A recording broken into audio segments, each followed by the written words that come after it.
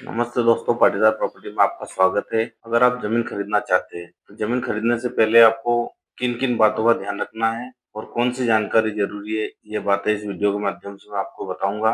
Video में आखिर तक बने रहें। तो चलते हैं, हम कौन सी जरूरी बातें हैं मैं आपको समझाता हूं। अगर आप जमीन खरीदना चाहते हैं तो पहले अपने घर परिवार की सहमति ले। उसके बाद में अपना बजट और अपना किस जगह किस एरिया में जमीन खरीदना है वो डिसाइड कर।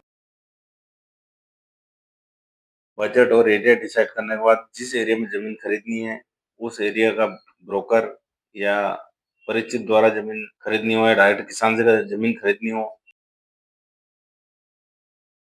जिस किसान की जमीन खरीदनी है किसान के घर जाकर उसके परिवार वालों की सहमति, पूरे घर परिवार में पूरे सदस्यों की सहमति होना जरूरी है।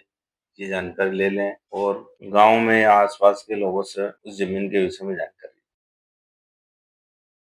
और किसान को खेत पे ले जाकर उस खेत की मेड़, रास्ते वगैरह की जानकारी ले लें। और जिस ब्रोकर से या परिचित से जमीन खरीद रहे हैं वो भरोसेमंद होना चाहिए ताकि साफ सुथरा काम करवा दे। और उस जमीन की मिट्टी, पानी, एरिया और उस जमीन में कितने फीट पर होल पानी सक्सेज है, कितने फीट पर कुएं में पानी आ जाता है, कौन सी मिट्टी है, कैसी मिट्टी है, या डीप है या ऊंची है, ये सभी प्रकार की जानकारी इकट्ठा कर ले। ये सभी जानकारी इकट्ठा करने के बाद में आप उस जमीन के पेपर, खसरा, खतौनी आदि ये सब अच्छे से पटवारी जी या सरकारी कर्मचारी से जांच करवा लें, जो कि आने वाले समय में रजिस्ट्री के टाइम हमें कोई दिक्कत नहीं आए, किसी असुविधा से अपन बच सके। तथा उसी जमीन की पुरानी रजिस्ट्री जरूर चेक करें।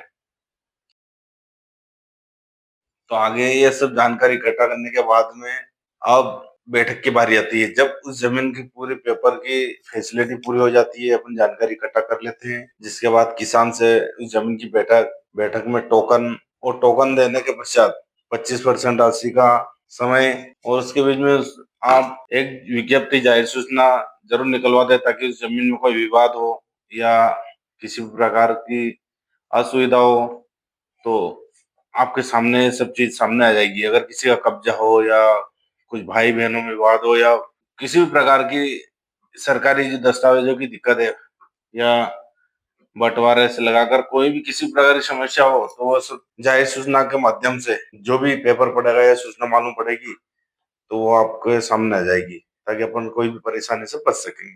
जाहिर सूचना के बाद नियमित समय के लिए टोकन के बाद की 25% राशि का समय तय कर ले।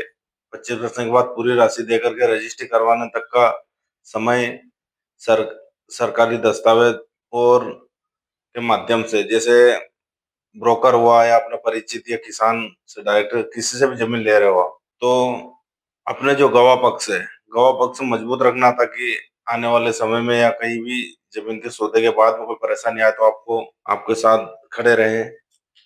और रजिस्ट्री के पेपर तैयार करवाते समय उसमें चारों तरफ जमीन के चारों तरफ के एरिया के जो भी है, जैसे पूर्व पश्चिम उत्तर दक्षिण में जो जो किसान है, रास्ता है या सभी प्रकार की डिटेल्स उसमें रजिस्ट्री के पेपर में डलवाए।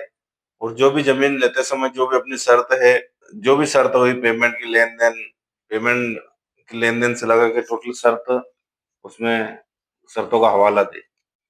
और जमीन के पैसों का लेन देन किसान को अकाउंट से या आरटीजीएस के माध्यम से ही करे। ये चेक ताकि अपने को वो पेपर्स, चेक हुआ, अकाउंट से लेन देन हुआ, ये रजिस्ट्री में अपन दर्शा सके। इसके फायदे आगे चलकर आपको मिलेंगे। और रजिस्ट्री होने के पश्चात नामांतरण प्रक्रिया रहती है, जो नामांतरण फॉर्म रहता है वो हथवा किसानों से साइन करवा के कंप्लीट करवा ले ताकि जो जमीन की रजिस्ट्री हुई है वो आपके नाम से आसानी से हो सके। तो ये जमीन खरीदने से पहले और रजिस्ट्री होने तक की जानकारी मैंने आपको दी है। तो इसी तरह हमेशा हमारे वीडियो में बने रहें ताकि हम आपके लिए और भी जमीन से जुड़ी हुई जानकारियां लाते रहें। चैनल को सब्सक्राइब करें, लाइक करें और कमेंट करें। और आप जो भी जानकारी मेरे से जो पूछना चाहते हो वो कमेंट के माध्यम से पूछ सकते हो।